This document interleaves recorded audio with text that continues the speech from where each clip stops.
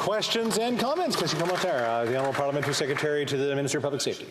Thank you, Mr. Speaker. I found the member opposite's speech interesting, and he spoke about, everyday people in his riding. And I wonder if he was thinking about those everyday people while he was dining in London, England, having $1,800 worth of champagne, eating porterhouse steak, Chateaubriand, a trip that cost over $7,000 that was paid for by the Canadians for affordable energy.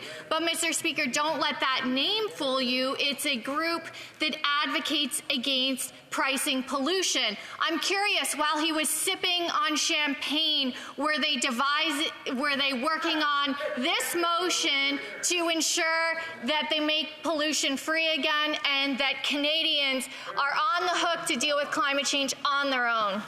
The honourable member for Cumberland-Colchester.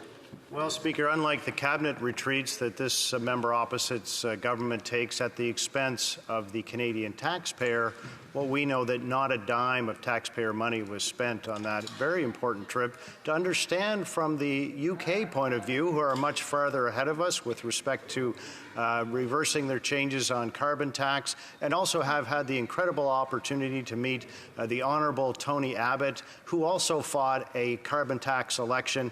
And no surprise, Speaker, when Australians were running out of money, as Canadians are, Tony Abbott won that election handily.